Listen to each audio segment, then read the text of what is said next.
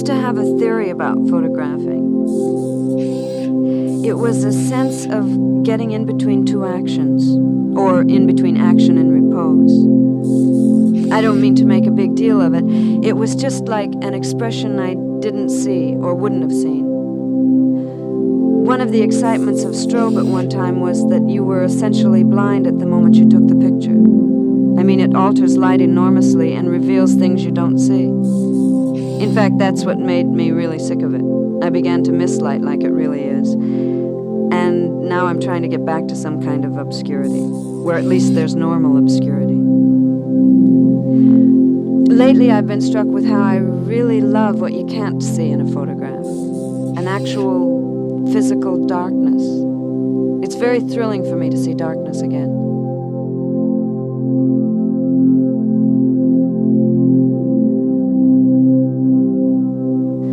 One of the things I felt I suffered from as a kid was I never felt adversity.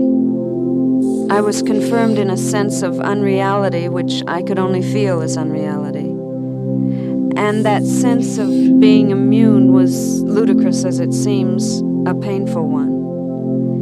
It was as if I didn't inherit my own kingdom for a long time. The world seemed to me to belong to the world. I could learn things, but they never seemed to be my own experience. I wasn't a child with tremendous yearnings. I used to think I was shy, and I got incredibly persistent in the shyness. I remember enjoying enormously the situation of being put off and having to wait. I still do. I suppose I use the waiting time for a kind of nervousness, for getting calm, or, I don't know, just waiting. It isn't such a productive time. It's a really boring time. The Chinese have a theory that you pass through boredom into fascination, and I think it's true.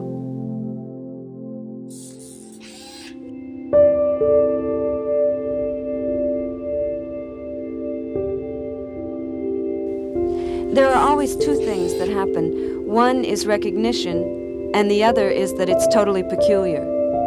But there's some sense in which I always identify with them. Everybody has that thing where they need to look one way, but they come out looking another way. And that's what people observe. You see somebody on the street, and essentially what you notice about them is the flaw. It's just extraordinary that we should have been given these peculiarities, and not content with what we were given, we create a whole other set. Our whole guise is like giving a sign to the world to think of us in a certain way. But there's a point between what you want people to know about you and what you can't help people knowing about you. And that has to do with what I've always called the gap between intention and effect. I mean, if you scrutinize reality closely enough, if in some way you really get to it, it becomes fantastic.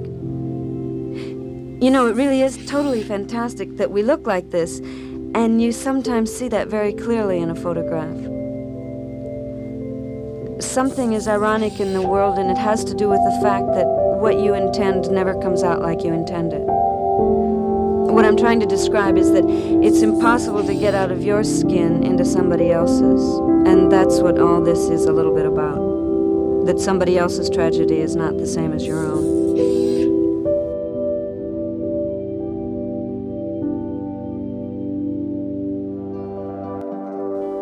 I think the camera is something of a nuisance in a way. It's recalcitrant. It's determined to do one thing, and you may want it to do something else. You have to fuse what you want and what the camera wants. You get to learn what it will do. I've worked with a couple of them. One will be terrific in certain situations, or I can make it be terrific. Another will be very dumb, but sometimes I kind of like that dumbness. It'll do, you know. I get a great sense that they're different from me. I don't feel that total identity with the machine. I mean, I can work it fine, although I'm not so great, actually. Sometimes when I'm winding it, it'll get stuck or something will go wrong, and I just start clicking everything, and suddenly very often it's all right again. That's my feeling about machines. If you sort of look the other way, they'll get fixed, except for certain ones.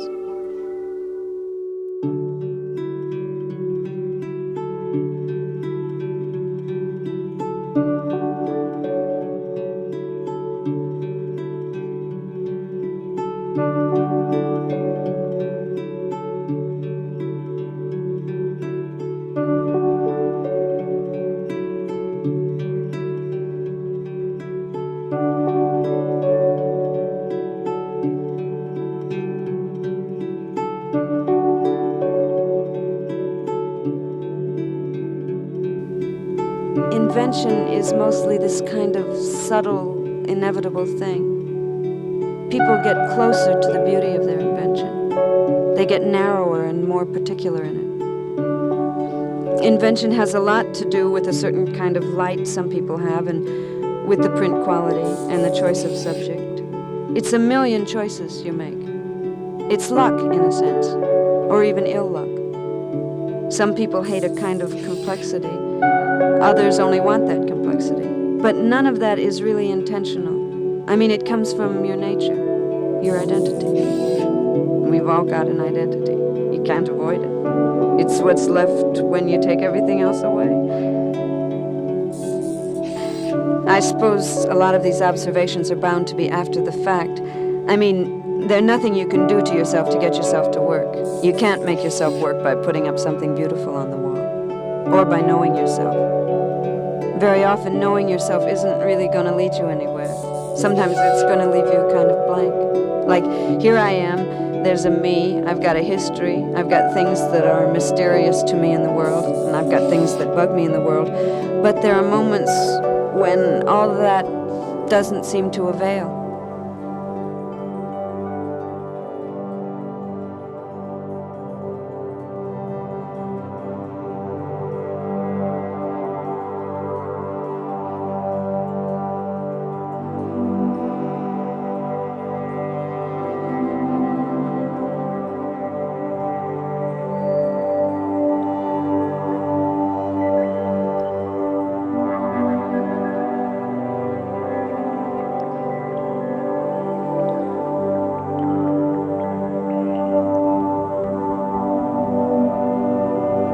The thing that's important to know is that you never know. You're always sort of feeling your way.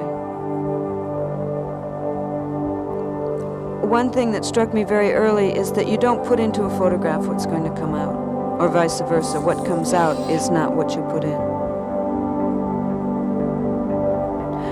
I never have taken a photograph I've intended. They're always better or worse. For me, the subject of the picture is always more important than the picture, and more complicated. I do have a feeling for the print, but I don't have a holy feeling for it. I really think what it is what it's about. I mean, it has to be of something, and what it's of is always more remarkable than what it is. I do feel I have some slight corner on something about the quality of things. I mean, it's very subtle and a little embarrassing to me, but I really believe there are things which nobody would see unless I photographed them.